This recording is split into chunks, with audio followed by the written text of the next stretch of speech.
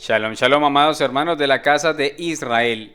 EMC Shalom Internacional comparte en audio el material de estudio Enejat de la Parashá Ekev, que significa consecuencia. Llegamos hoy al estudio de la cuarta aliyá en el libro de Devarim, Deuteronomio en español, capítulo 10, versículos del 1 al 11. Antes de empezar, en el nombre de Yeshua HaMashiach, la bendición al Eterno por la lectura de la Torá. Baruch ata Adonai Eloheinu melech haolam, asher bahar banu mikol ha'amim benatan lanu et torato. Baruch ata Adonai noten atorá. Amén.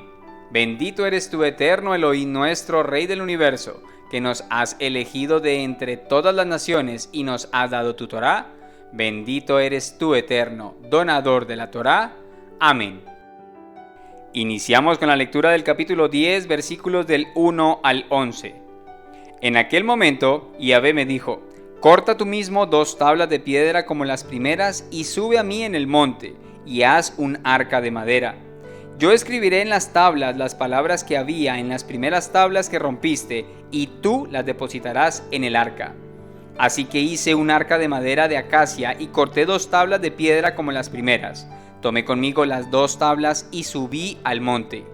Y Yahvé escribió en las tablas el mismo texto que había en las primeras, las 10 palabras que le dirigió a ustedes en el monte de en medio del fuego, el día de la asamblea, y Yahvé me las dio.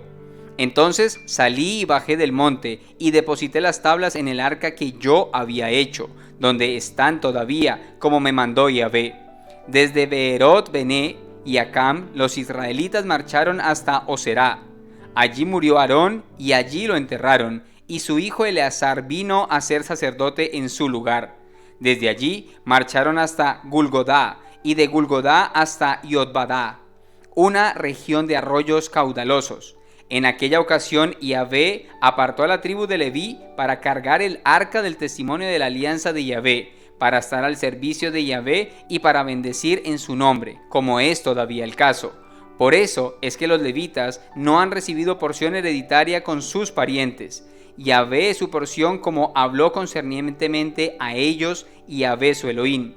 Yo había permanecido en el monte como hice la primera vez, 40 días y 40 noches, y Yahvé me hizo caso una vez más.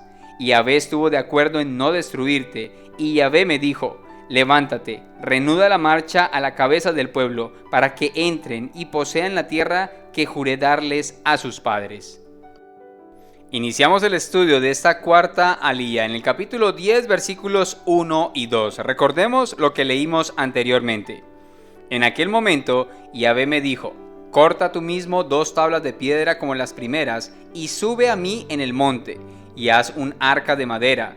Yo escribiré en las tablas las palabras que había en las primeras tablas que rompiste, y tú las depositarás en el arca.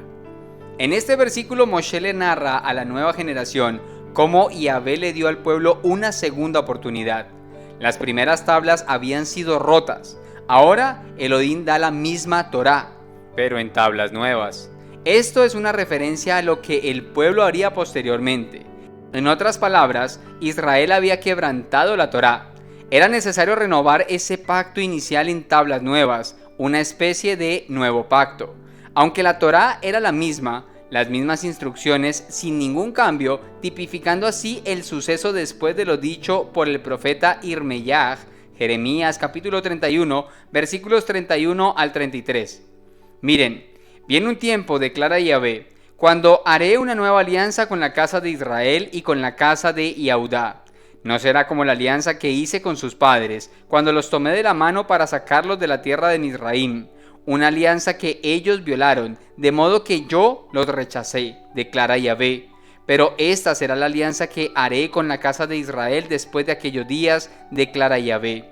Pondré mi Torá en su interior y la escribiré en su corazón. Entonces yo seré su Elohim y ellos serán mi pueblo. Pasamos al versículo 8. En aquella ocasión, Yahvé apartó a la tribu de Leví para cargar el arca del testimonio de la alianza de Yahvé, para estar al servicio de Yahvé y para bendecir en su nombre, como es todavía el caso. Moshe recuerda al pueblo que la tribu de Leví sería la encargada de ministrar en el Mishkan, en el tabernáculo, y posteriormente en el Beit Hamikdash, en el templo. Esto nos enseña que es Yahvé quien elige dónde debemos servir, quiénes deben servir y cómo debe hacerse. Lo explica claramente Rab Shaul en Romanos capítulo 11 versículo 29. Pues los dones gratuitos de Yahvé y su llamado son irrevocables. Entramos al versículo 10. Yo había permanecido en el monte como hice la primera vez, 40 días y 40 noches, y Yahvé me hizo caso una vez más.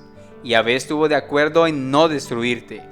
Este versículo muestra el alcance de la intercesión de un justo. Esto concuerda con lo que expresa la escritura en Jacob, Santiago capítulo 5 versículo 16. Así que confiésense unos a otros sus pecados y oren unos por otros para que se sanen.